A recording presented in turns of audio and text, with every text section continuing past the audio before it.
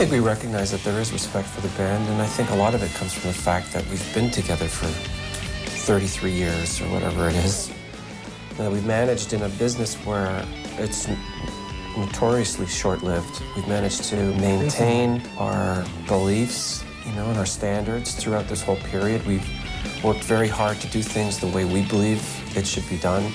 We've been loyal and true to our music, to our art, and that's a difficult thing to do in the music business.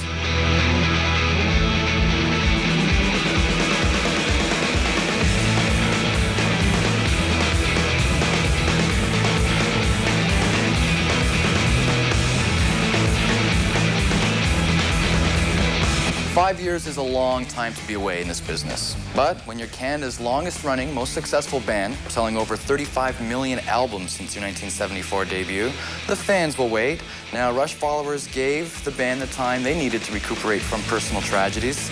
The result of that wait, the brand new disc, Vapor Trails. We recently caught up with two of the Rush co-founders, Geddy Lee and Alex Lifeson, at their management office here in Toronto. This is the story of Rush. First show was 1968, I believe. One of the mics was a floor lamp. Yeah. Yeah, it was one of those. Yeah, it was one of those old Electro Voice mics. You know, the big chrome ones with the little on-off switch in the bottom. No mics then. We had it taped to a lamp because we had no mics then. Yeah, that's good research. One amp. Both of us plugged into the same amp. Do you remember how much you My made? amp. Did you get paid? $10. We had enough so we could go to the delicatessen. We went to and get chips with Panzer's. gravy afterwards. Yeah. And that was like awesome. But I remember that night. I remember sitting in the restaurant and remember that feeling on top of the world. It was so exciting. It We was our got first paid gig, $10. For that. Yeah, for that. Yeah, we did a gig. We got paid. We were professional musicians. When you did Toronto in January, you sold out 3 shows at the Gardens. Did you ever expect to do that in Toronto when you started? Oh, no, of course not. You just sort of start and hope you go where you go. You really don't think in that concrete term. You think of the fact that I'd like to do well, and that's about it. You don't really know what well is. You don't know how to define that word. You just sort of go for it. Philosophers and plowmen, each must know his part to sow a new mentality closer to the heart. Yes, closer to the heart.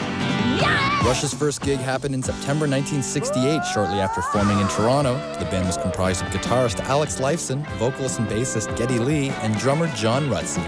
Their self-titled debut was released in 1974, at which time Rutsey exited to be replaced by drummer Neil Peart. Peart would go on to assume the role of the band's primary lyricist. You know, it was such a different time. It was the early 70s, and we were quite young. We were just a bar band. It was a very exciting time at that level. To have a record was really a big deal. It was very difficult to get anybody interested in us, and that's why we ended up financing the record ourselves and through management.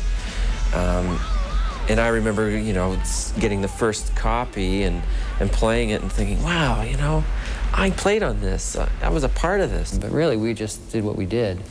There was no great master plan, and there's never been. It's like we're starting to write this coming Monday, and none of us know what the hell we're going to write. We just get together, and everybody's a little anxious, and something comes out. And that's really the way we've always worked. To seek the sacred river out, to walk the caves of ice, to break my fast on honeydew and drink the milk of paradise. You know, it's kind of naive. It's like naive painting in a way, and folk art in a way. Their approach to art was what our approach was to music.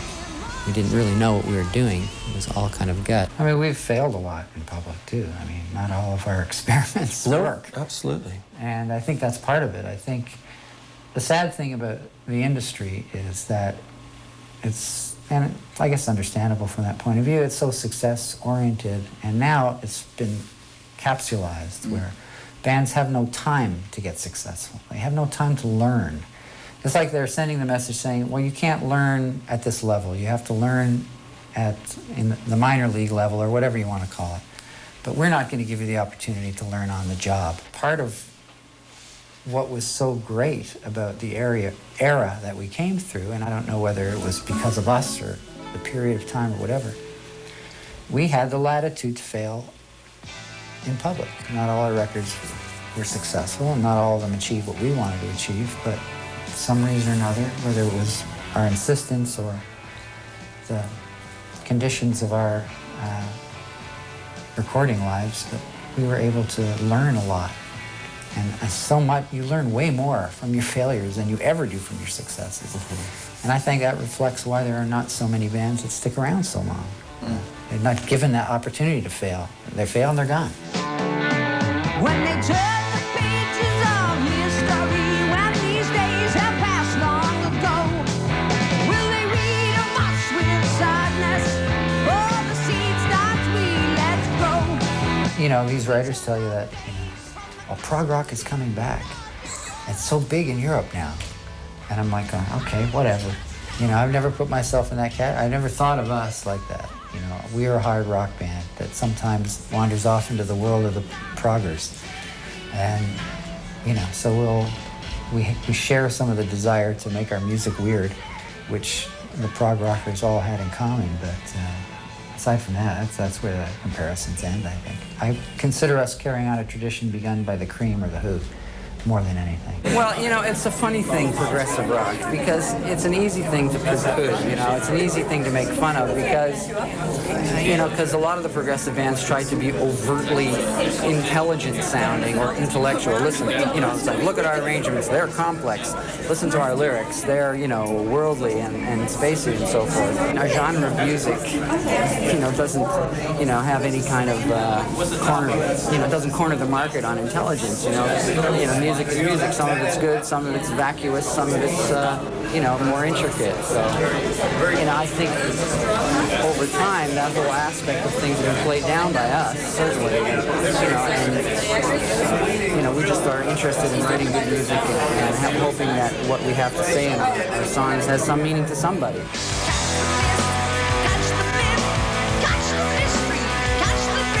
Still to come on the story of Rush. You know, the Canadian people have elevated us to some sort of, you know, stature worthy of being interviewed, I guess. But in many countries of the world, we are still kind of a cult band in a way.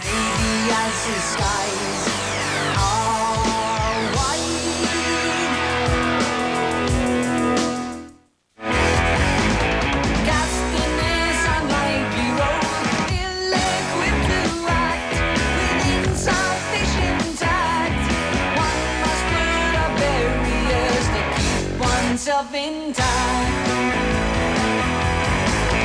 living in the limelight, the universal dream for those who wish to see. You figured over 2,000 interviews throughout the career. I don't know what the exact number is. It's up there after over 30 years. But Rush to me was never an overkill. No. Yeah, you were prolific in terms of the records, but there was never a time where people got sick of them. No, we were never a mainstream band, really. Yeah. I mean, the most mainstream profile we have is in Canada, strictly because of our success abroad and the fact that, you know, we've been able to stay living here. And you know, the Canadian people have decided that that's worth something and have elevated us to some sort of, you know, stature worthy of being interviewed, I guess. But in many countries of the world, we are still kind of a cult band in a way, because we don't have huge pop success, although we have, you know, in rock sensibility, we have obviously garnered success and can do well as a touring act, and we sell records and all that. But because we're not a band like Bryan Adams or, you know, it's bam, bam, bam out there in the mainstream, I don't think we've been overcooked in those media areas. Our lives were getting very confused, and there was photographers around and this and that and the other, and it just didn't feel right. You know, we felt in a wrong situation, and we felt it was endangering our existence as a band. So we had to, you know, get a little more insular, which is dangerous because you cut yourself off from life when you do that. You cut yourself off from the street, and you cut yourself off from experiencing other things. That we've been kind of an an anti-image band, but not really militantly, I guess. It's kind of been accidentally an anti-image band, which has, in the end, come around to be our image to a certain degree. That's kept us away from a lot of the kind of lifestyle press, and it's kind of put us off in a more quiet place. What do you say about his company? Is what do you say about society? Catch the mist, catch the myth, catch the mystery, catch the drift. Makes us unique. The fact that we're a trio that sounds somewhat like an orchestra at times, I think makes us unique. I think just a strange combination of influences. The fact that we are a hard rock band sometimes, but we're not afraid to bring other rhythmic influences like reggae or whatever. The fact that there almost always seems to be a conceptual, lyrical tone that's quite different than most bands that are playing harder rock music. They're not for simple-minded people at all. What makes this band different from any other band? The writing style. It's because of the intelligence in their lyrics. They're for the mind. I mean, they're not like any other band. They don't sing about the same old average everyday stuff, you know. They seem to touch deeper. And I know when I bring in lyrics, I have that same sense of vulnerability. I've been slaving for 3 days on something. I don't have any objectivity about it, but it's what I spent 3 days of my life on it. So if the other guys respond to it by saying, yes, you know, I see what you're after here, but you might be able to get at a little clearer by trying this or this. And to me, that becomes the most positive thing, more than just the affirmation of they like what I've done. They've added something to it that excites me, so I'll go back to the drawing board saying, yeah, it's going to be even better now. So it becomes what could have been a negative situation, what could have been a big argument and a fight in some bands, in our situation becomes a positive thing, where I go back more excited for the input that they've put into it. You never seem to write, and how come you guys don't contribute more songs lyrically? Well, you know, we don't talk so good. Like, talk for yourself.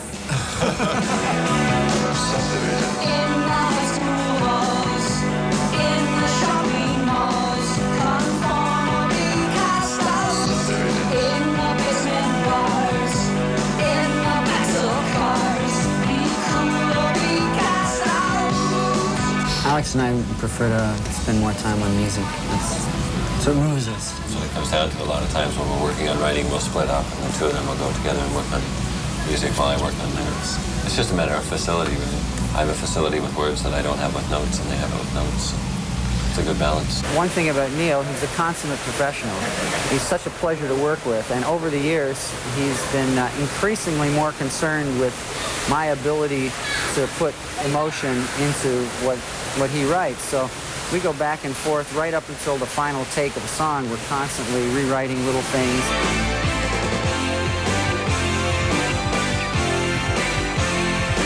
The world weighs on my shoulders, but what am I to do? Yes, sometimes I be crazy, but I worry about you. I know it makes no difference to what you're going through, but I see the tip of the iceberg, and I worry about you. A lot of people don't care about lyrics, and they don't have to. Again, I don't think that's important. The important thing is that they are affected by the music, and if they like it, that's fine. Need never pay any attention to the lyrics except as sounds. And I have to think of that, too. When I'm writing lyrics, there are sounds that have to be sung, and I think of them just in a purely euphonious way. It just has to be a nice-sounding series of syllables. And then if I can get an interrelation of rhythm in there that satisfies me as a craftsman, and then if I can get some other symbolism in there that might be even just personal, that will just make me happier with it. I hear the sound of gunfire at the prison gate. Are the liberators here? Do I hope or do I fear for my father and my brother? It's too late, but I must help my mother stand up straight. Are we the last ones left alive? Are we the only human beings to survive? Rush has always been very sponge-like in terms of influences. You know, there are people that have tried to be... I remember Ray Davies made a quote years ago that he never listened to any other music because he was afraid he'd be influenced by it. And I think the course of his career bears out the falseness of that presumption. I think it's important to be influenced. Obviously not to the point of imitation, but just to know what's going on and to respond to it if it's useful to you, to experiment with it. And Rush as a band, we've always done our experimenting in public, as it were. Why are we here? Because we're here, roll the bones, roll the bones. Why does it happen? So if I bring in a song, however bizarre it is, same in Roll the Bones when I brought in the rap section. Relax, get busy with the facts. It was a bizarre thing to do, but lyrically it was something I wanted to try because I kept hearing the better rap writers have a lot of fun with the internal rhymes and the wordplay and all that. Abstraction can't get no satisfaction from the facts. You better run, boy. Facts are fact from known to known. I'd really like to try that. But at the same time, bringing it to the other guys was like, well, what are we going to do with a rap piece?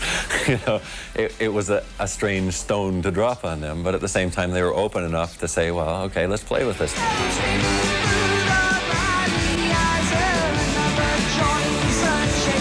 think we recognize that there is respect for the band, and I think a lot of it comes from the fact that we've been together for 33 years or whatever it is, and that we've managed in a business where it's notoriously short-lived.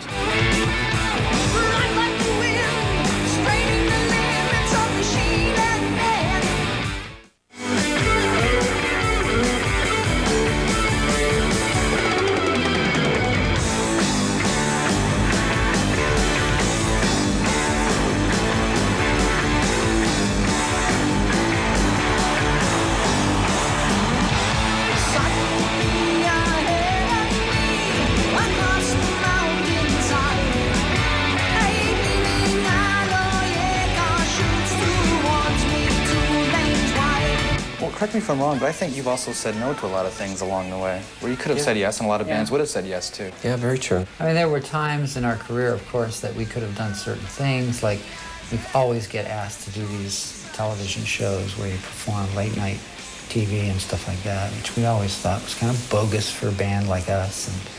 And I still think it's true. Bands rarely sound, real rock bands that play hard music rarely sound good in those situations. And dropping a bridge or a verse because you got to keep it to 3 minutes. You keep it to 3 minutes, and you can't sing these words, these 8 words. And, so I don't know. We just decided to pass on a lot of that stuff, and you know, it probably cost us some mainstream exposure. But at the end of the day, it felt right. Yeah. And we've always, good or bad, smart or stupid, I don't know. We've just kind of flown by the seat of our pants with a lot of those decisions.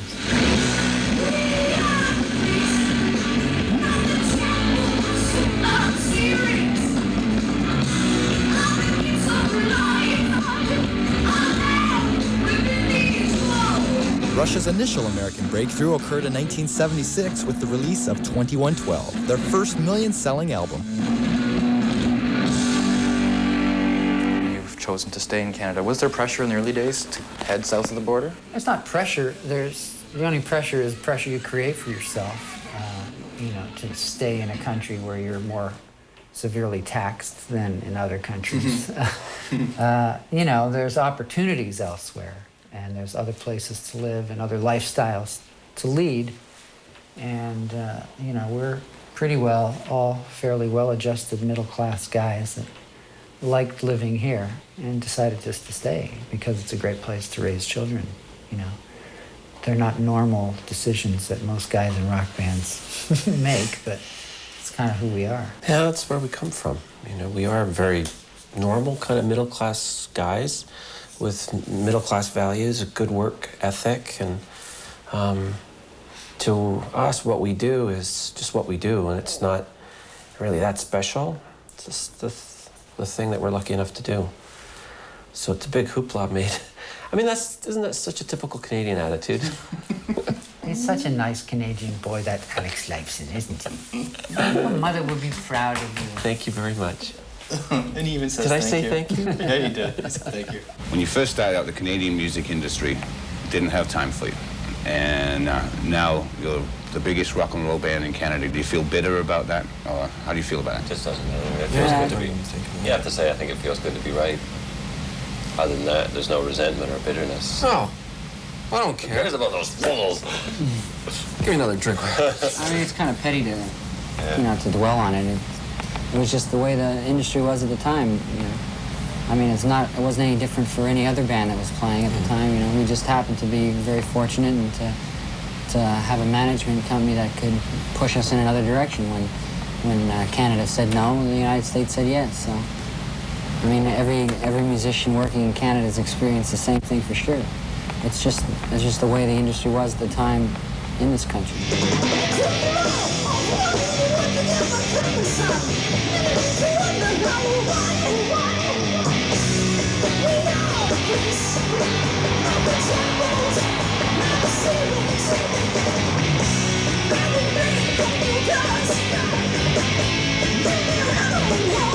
We had a very strong following in Toronto. We played all the bars endlessly, and we had a good bunch of drunks following us around, I guess.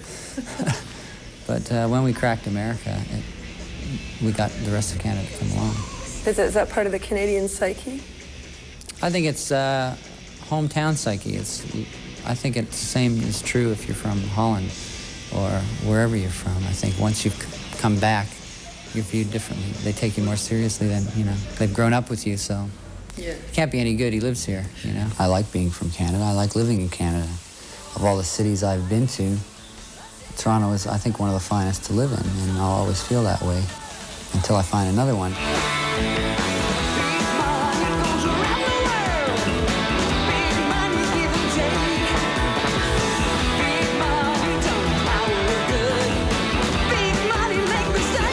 In 1990, Rush was declared Canada's Group of the Decade by the Canadian Academy of Recording Arts and Sciences. They were also inducted into the Juno Hall of Fame in 1994. Ladies and gentlemen, please welcome the latest members to the Juno Hall of Fame. Neil Peart, Alex Lifeson, Geddy Lee, Rush.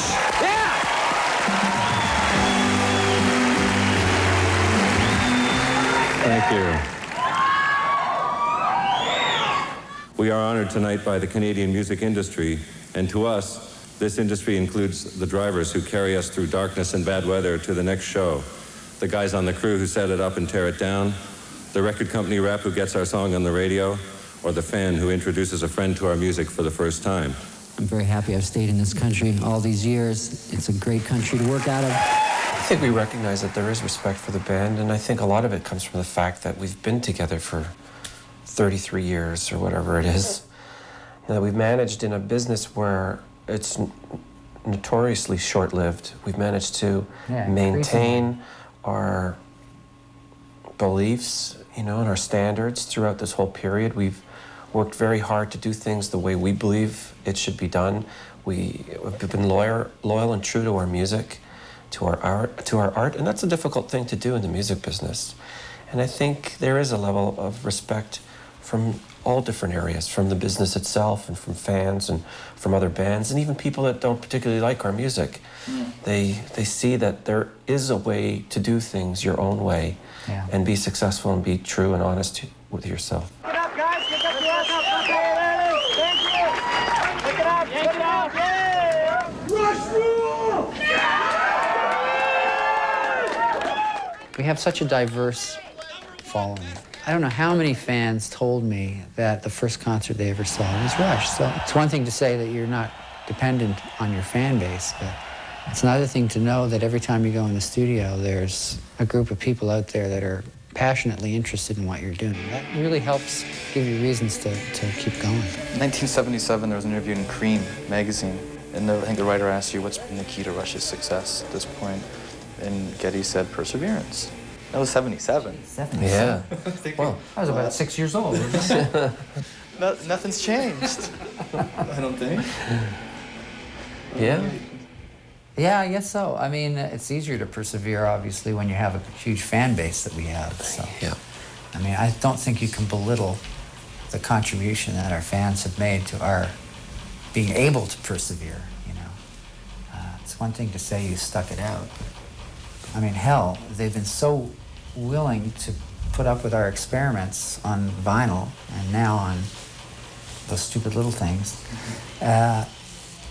You have to accept that as, you know, when you're making a record, of course you make it for yourself and you make it to get off on it, and you want to feel good about what you're doing. You know, you want to prove to yourself in some way that you're getting better, and you've found some new twist on writing or playing.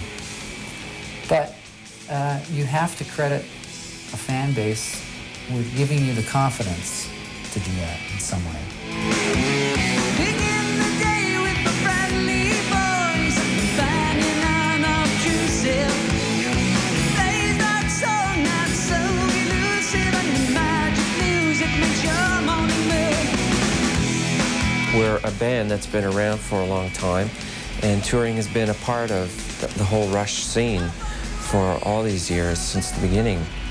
And we'll keep doing it so long as we can do it in such a way that we enjoy it. Ever frustrating to know that the recorded side, there was limited airplay, but as far as the live entity of Rush is concerned, everyone stopped to take notice?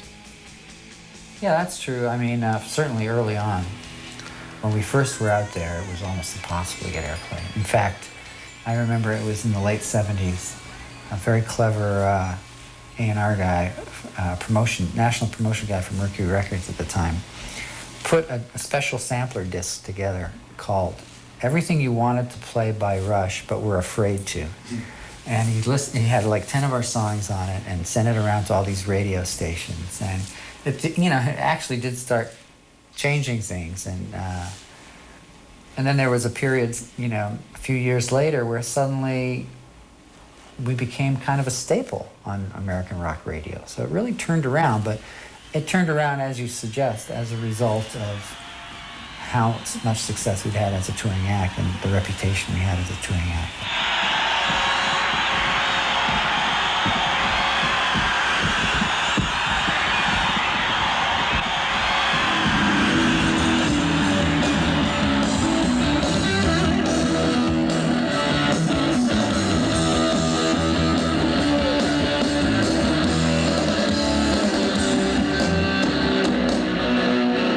We're very much a live band, and we love touring, and we love playing, so... Yeah, it's a lot of fun to play.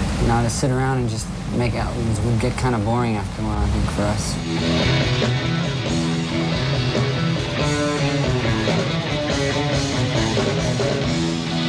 I think the thing that's enabled us to endure for all these years is the fact that there's something in our music that still appeals to younger people.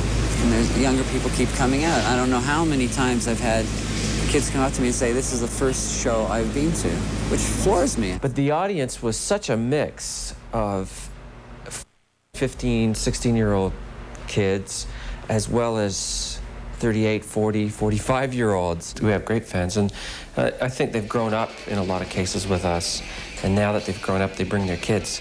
So, so we have a very wide variety of fans in age groups, definitely.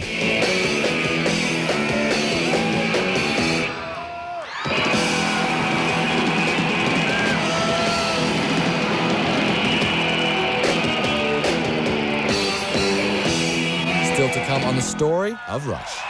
So I think this many years down the road, we're again learning new things about each other, which is pretty amazing when you think about it. From first to last, the peak is never past.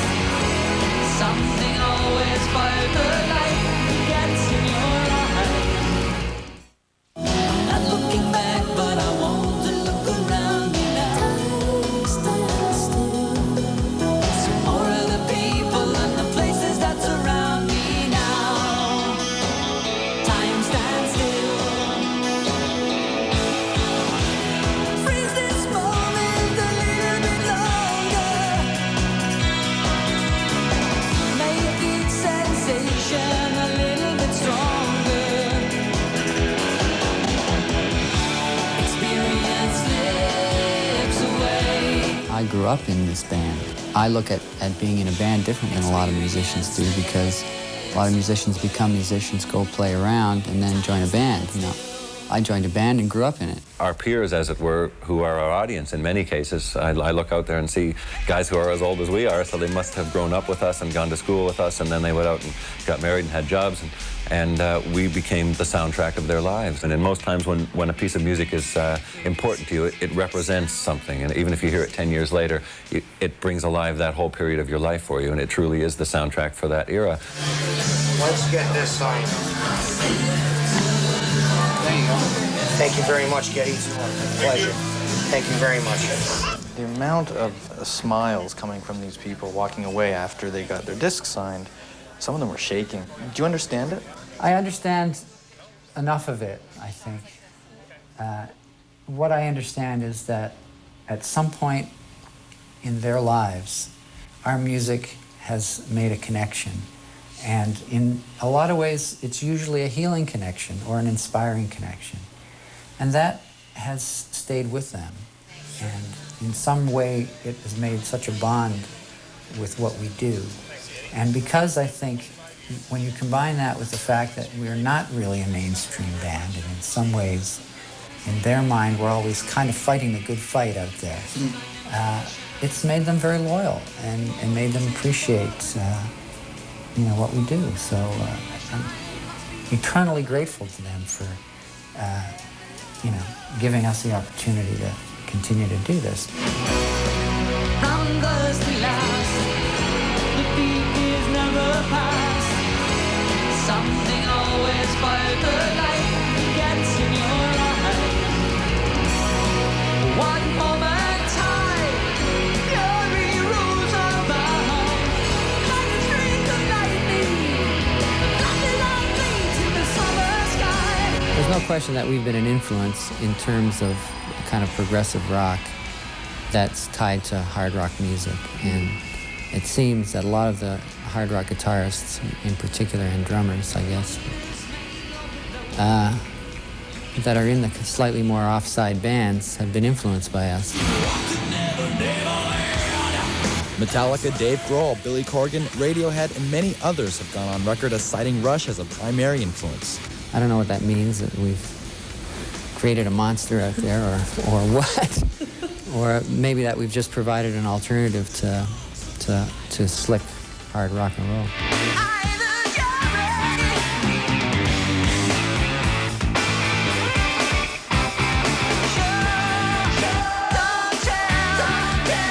Individually, you've all won awards for your instruments. To have a drummer or a bass player or guitar player be known as the best in Canada, and they're all in the same band, I'm thinking is a pretty amazing feat. But do you ever surprise yourself, like when Alex is doing stuff in the studio? Do you forget how good he is? Yeah, well, we take each other for granted, for sure. Yeah, but that's part of it. Yeah, that's okay. Yeah, I think at this stage there's more acceptance of our abilities, and I think we have an inherent respect. I mean, Alex has done a lot of stuff on his own in the last few years too, producing and writing on his own. And when I've heard some of that stuff, it's remarkable. Alex Lifeson released a solo project called Victor in 1996.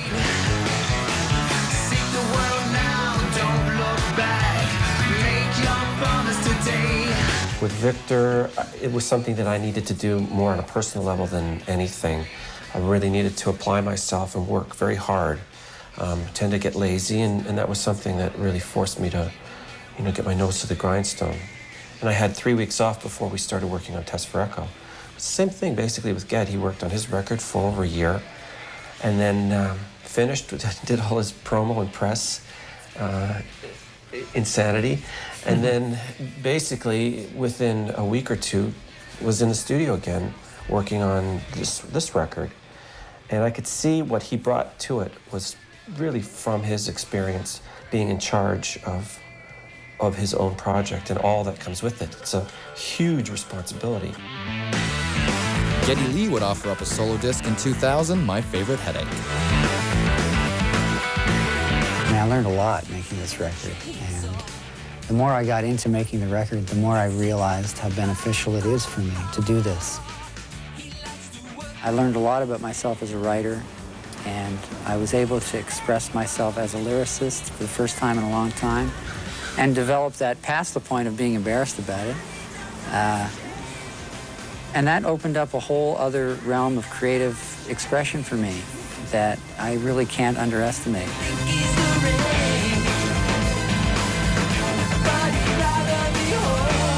There's an overwhelming tone of people not being surprised that you did a solo record, but more so that they're surprised it took 30 years for someone to do a solo record. Yeah, well, I guess it's one of those things that when a band's been together for a while, it's just expected that the routine solo effort will be released eventually. But which is one of the reasons I was never interested in doing one. I never had the typical frustration that a lot of, guys have in a rock band. And it's been a particularly amenable 25 years with my partners, so I don't harbor the same, resentment, frustration that a lot of these guys have. What I experienced in the way he worked coming off his record, to me, was much the same way that I felt after I finished Victor. It's true what he says. You learn a lot when you step outside. Yeah, you learn about what the guys brought to the table, and you learn about expressing yourself more clearly in some way and getting more in tune with what you want to do. Now, there's no guarantee, and this is where a lot of bands break up, that once you've had that experience and you go back in a group situation, that what you've learned may not fit anymore, or you may not be willing to compromise it. But it wasn't the case with us, I think. And I don't know why that was, other than the experience on our own made us appreciate each other better.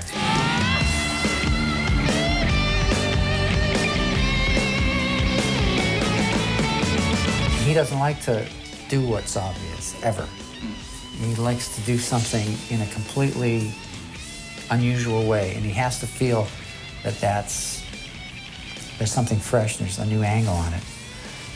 Even though he may end up in the more direct approach, he has to go through a process to do that. And sometimes in the past I haven't been very patient with that, or appreciated how important that could be. Both ways. And now I think I do appreciate that aspect of what he does. And, so I think this many years down the road, we're, again, learning new things about each other, which is pretty amazing when you think about it. We get along very well. We're good friends. We spend 85% of our time laughing, and I think that's pretty important. We are good friends, and we like what we do. And those two things seem to be enough. Geddy and I have been friends since we were 13, and we've grown up together in so many ways. It's driven by friendship, and respect for each other, I think. That's without question. If we didn't like each other, it'd be easier not to carry on. The analogy that can be used is like a marriage. I don't think anyone falls into a relationship that just lasts. It takes effort and discipline on both sides, and a sheer effort of will sometimes to overcome natural crankiness or a natural sense to be nasty to each other. I think that's part of the discipline that it takes for us. Neil Peart's daughter Selena died in a car crash in August 1997. A year later, his wife, Jackie Taylor, passed away from cancer. In solidarity with Neil, Geddy and Alex refused to guarantee the future of the band, telling reporters and fans that their friends' well-being was the priority. I mean, we tried to be there for him as much as he needed us, and as his family did, and we're part of his extended family, I guess. And he's a pretty solitary guy, and he handled a lot of it on his own, but not all of it. And life is so unpredictable that he's found himself with someone new suddenly, and it's kind of heaven sent. Half the world lives, half the world makes, half the world gives, while the other half takes. Still to come on the story of Rush. None of us had any experience with such a tragedy. And it was so devastating to us, as well as him, that it took our breath away, it took our spirit away.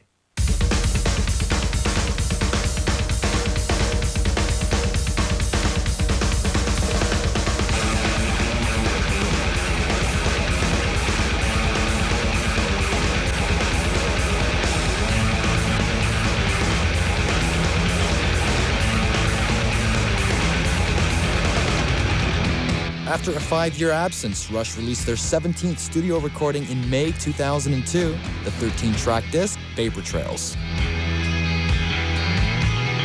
I love the choice for the first single and the placement of it on the record in terms of sequencing, because you really do announce your arrival. Yeah, it didn't start out that way because we had no idea that song would end up the way it did, but once we had a vision of how that song was going to be, it soon became clear that that was an important statement to make.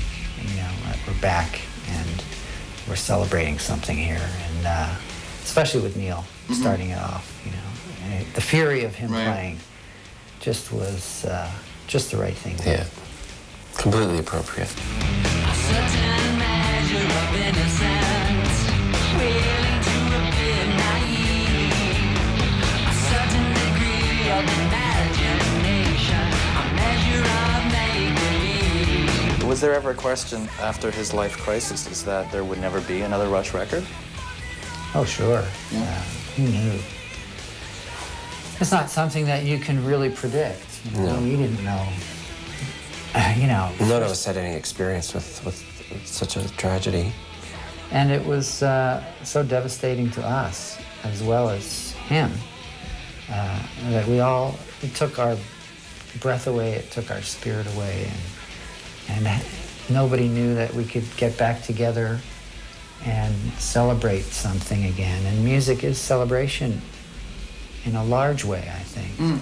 Music is about spirit, especially rock music. It's about spirit. And when your spirit is taken away in a situation like that, there's no way of predicting its return. And so as a result, we, you know, chose to do what we should do and be the best pals we could be to him, and, you know, hope that he would recover as a person and as our friend. And then if there was a time that we were going to be Rush again, then that would be fine, you know. But if there wasn't, then that would be fine too.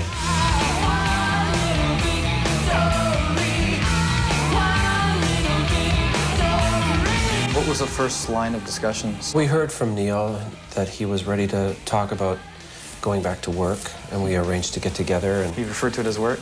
Well, I think the phrase that he used was, I think it's time for me to seek some gainful employment. Which I thought boded well for the future because it was so funny. And we got together and we just talked about things. It was a very kind of loose meeting. It probably took place about 6 months before we started working on the record. Geddy was in the middle of working on My Favorite Headache. We spent a lot of time just talking. The first couple of weeks, I don't think we played a single note. We just talked a lot. And very slowly we got into the whole, you know, machine. It was a very interesting atmosphere when we first got together, you know. It was like we were all so pleased to be with each other.